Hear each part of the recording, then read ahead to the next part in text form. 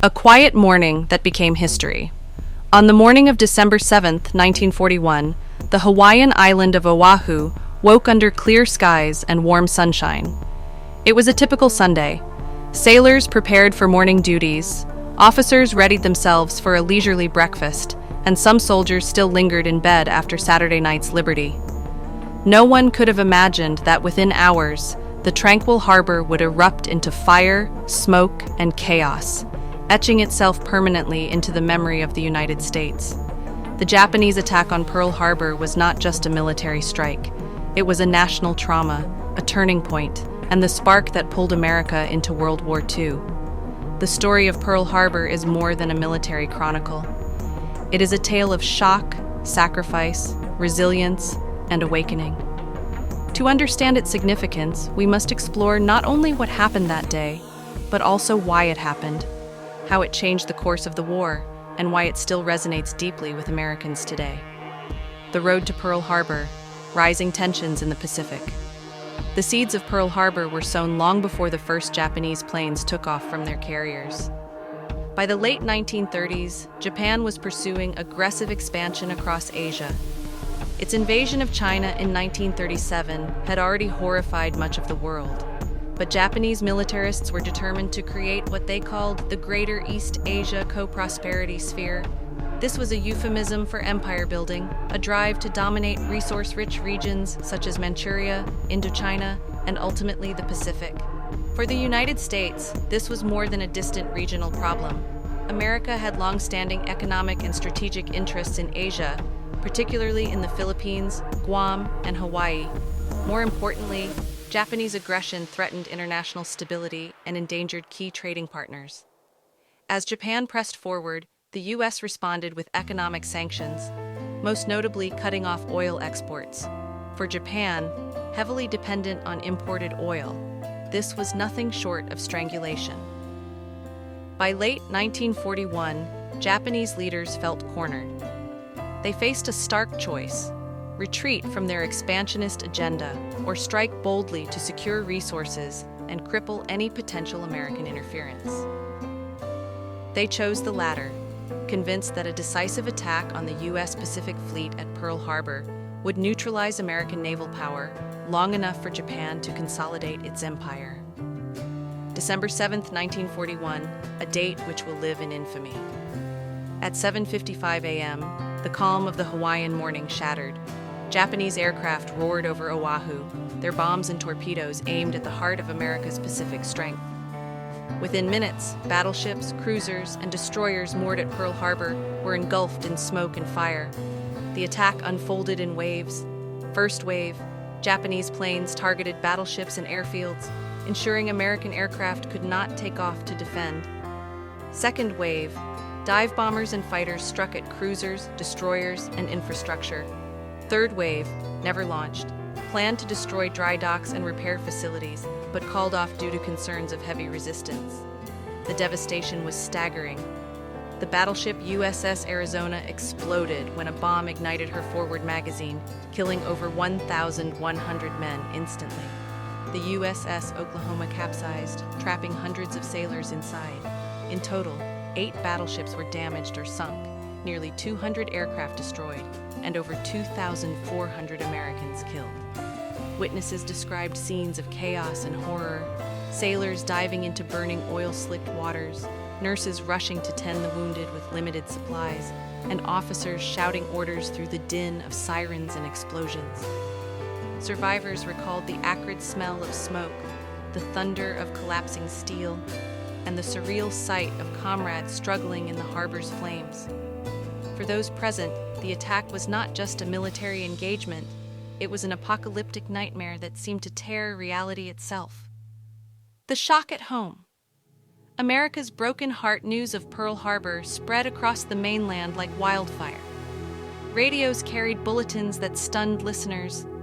The Japanese have attacked Pearl Harbor. Families crowded around living rooms, straining to understand how such a disaster could have struck U.S. territory. For many Americans, the attack was personal. Mothers feared for sons stationed in Hawaii, while fathers worried about the nation's vulnerability. The sense of betrayal was profound.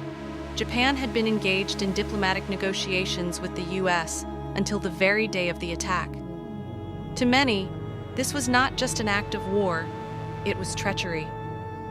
President Franklin D. Roosevelt captured this collective outrage in his address to Congress the next day, declaring December 7th, a date which will live in infamy.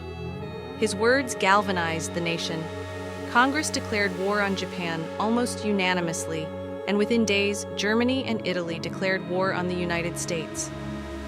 What had once a distant conflict was now America's war. Courage amid the inferno. Amid the destruction at Pearl Harbor, countless acts of heroism emerged. Doris Dory Miller, a black mess attendant with no formal gunnery training, seized a machine gun aboard the USS West Virginia and fired at Japanese planes, downing several before being ordered to abandon ship. His bravery made him one of the first African-American heroes of the war. Aviation machinist's mate Chief Petty Officer John Finn manned a .50 caliber machine gun for hours despite being wounded multiple times, earning the Medal of Honor. Nurses at naval hospitals worked tirelessly, often improvising with limited equipment to treat waves of burned and bleeding sailors. These stories illustrate not only the devastation, but the resilience and courage of Americans under fire. They transformed Pearl Harbor from a tragedy into a testament of human spirit. The strategic impact, awakening the giant. Ironically, while Japan inflicted enormous damage, the attack did not achieve its ultimate goal. The U.S. aircraft carriers, then the most vital naval assets, were not in port that day. Repair facilities and oil storage tanks also survived largely intact. This allowed the U.S. Navy to recover faster than Japan anticipated. In fact, Japan had underestimated American resolve. Instead of demoralizing the nation, Pearl Harbor united it. Recruitment offices flooded with volunteers, factories shifted overnight to wartime production, and a country once hesitant to join the conflict became determined to see it through to victory. Admiral Isoroku Yamamoto, the mastermind of the attack, supposedly remarked, "I fear all we have done is to awaken a sleeping giant and fill him with a terrible resolve." Pearl Harbor and the American identity Pearl Harbor occupies a unique place in American memory. It was both a tragedy and a catalyst, a wound and a rallying cry. For the U.S., it marked the end of isolationism and the beginning of global leadership. Generations of Americans grew up hearing stories of Pearl Harbor, whether from veterans who survived the attack or from parents who remembered the shock of hearing the news. The image of the Arizona's sunken hull, still leaking oil into the harbor, became a sacred reminder of sacrifice. For survivors, the trauma endured long after the smoke cleared. Many carried physical and emotional scars, haunted by the loss of shipmates and friends. Yet they also carried pride in having borne witness to history and having contributed to the defense of their nation. Commemoration. Remembering the fallen today, the USS Arizona Memorial stands above the sunken battleship, visited by millions each year. The quiet, solemn white structure allows visitors to look down into the waters where over 1,100 sailors still rest. It is both a grave and a symbol, a place of mourning, reflection, and national unity. Every December 7th, ceremonies are held to honor the fallen. Survivors gather to share stories, younger generations lay wreaths, and leaders reaffirm the importance of remembering. The words "never forget" are not just rhetoric, they are a moral obligation to honor sacrifice and guard against complacency. Lessons of Pearl Harbor. Pearl Harbor teaches several enduring lessons. Vigilance. Even the most powerful nations can be vulnerable to surprise. Unity. In times of crisis, a divided people can find strength in solidarity. Sacrifice. Freedom comes at a cost, often borne by ordinary men and women in extraordinary circumstances. Memory. Remembering the past is essential to shaping a just and secure future. For Americans, Pearl Harbor remains a reminder that history is fragile and that the price of peace is eternal vigilance. Conclusion. A day that still echoes. The attack on Pearl Harbor was more than a military strike. It was a national heartbreak that reshaped America and the world. It thrust the United States into the deadliest conflict in human history, but it also revealed the nation's resilience, courage, and capacity for renewal.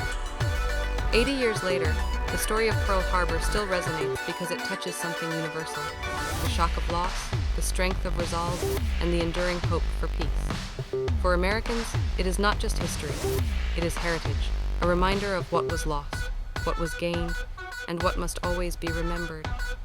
As long as the Arizona rests beneath the waters of Pearl Harbor, as long as survivors' voices echo in classrooms and ceremonies, and as long as Americans honor the sacrifices of that day, December 7, 1941, will never fade into silence. It will remain a date that lives in memory, in infamy, and in the heart of a nation